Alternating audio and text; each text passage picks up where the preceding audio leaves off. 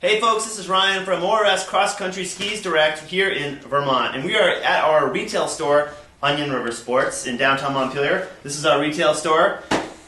Yep, it's lovely. So we're going to show you Karhu backcountry skis right now. So you're a customer coming into our store, and this is the experience that you're going to get via the web. I'm going to show you the three models that we have online and kind of break them down for you, and hopefully help you decide which one is the right ski for you. And we'll start out with the Xcv Gt. Now, when you look at these three skis, first of all, you'll notice the difference in width. And that's kind of the story there. You got your sort of narrow, you got your really wide, and then you got your kind of in-between ski. So where you want to go, what you want to do, will help you determine which of these is appropriate for you. So once again, the Xcv Gt, this is your sort of backcountry touring ski, meaning you're in the backcountry, you're off track, you're in uneven, unbroken terrain, perhaps you're on some packed surface, but it's certainly not groomed, and you need the benefit of a metal edge. And all of these skis have this in common: full-length metal edge.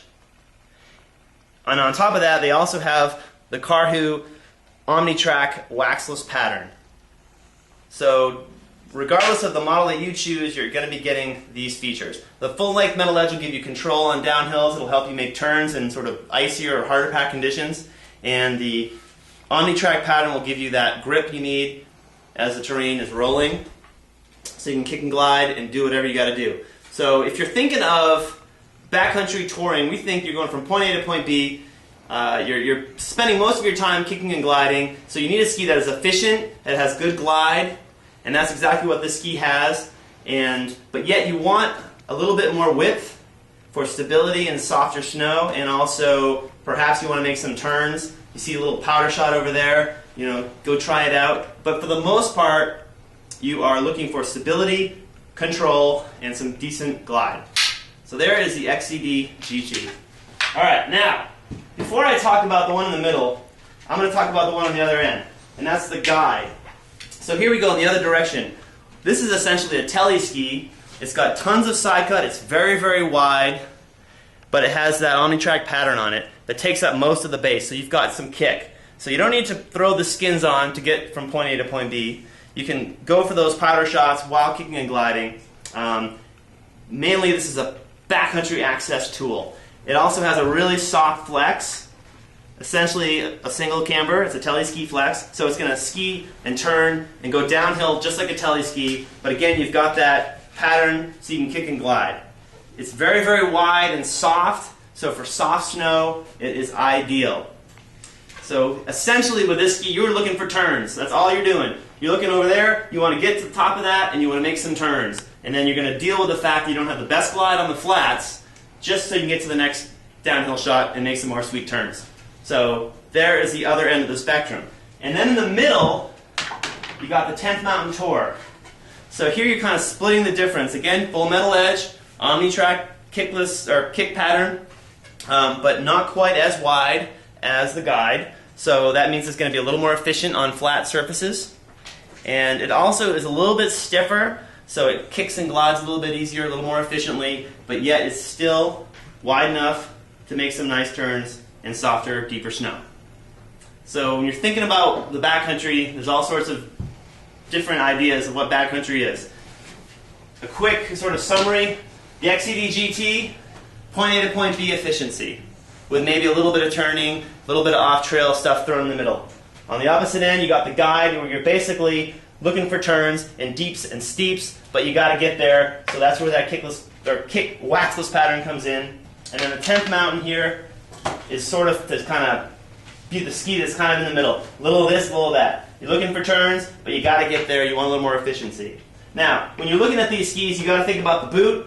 And quickly, if you're looking at the Xcv Gt, because it's a backcountry touring boot, or touring ski, you can go with like the 1550 Alpina, which is a step-in N&N style backcountry boot. Also available in women's. The Rossignol BCX2 is a good choice as well. And if you're focused on a little more power on the downhill, you could go with a light backcountry 3-pin like the Alpina 1575 right here. I would say those are your best bets, and again, depending on what you're looking for when you're on that trail. Then you go to the 10th mountain tour, so getting wider, you need a little more power, you need more stability and stiffness in your boot. So I would maybe put a 3-pin, or I'm sorry, a N&N system on there. Again, if your focus mostly is on getting there, but if you're really looking to make some more powerful turns, then you look at the 3-pin backcountry, the 1575 by Alpina, or the 2175, which has an articulating cuff and certainly will allow you to make better turns. And hey, if you want to go all the way to the Garmon Excursion, go ahead. But for some people with this ski, perhaps it's a little bit overkill. But again, if you want to just make the sickest turns on that deep powdered, almost steeps, this is the boot you want. Then, if you're looking at the guide, don't even consider these N&N step-ins. You want to have the power you need to really make some sick turns. That's what the ski is all about. So you want to look at the 2175 at least. But the ideal boot with this ski is the Excursion. It's a plastic, basically a telly boot, but it has a much lower cuff than a full-on telly boot, so it's lighter weight. It has a softer flex, so it's the sort of ideal companion with the guide here.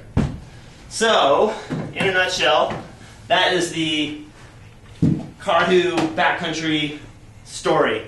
And you know, anytime you're looking at a waxless ski, you got to consider a couple accessories. You can check our product page, but always slap on a quick coat of Easy Glide right over the scales, tip to tail. It's just a simple liquid glide wax that'll keep snow from sticking. It'll give you better glide.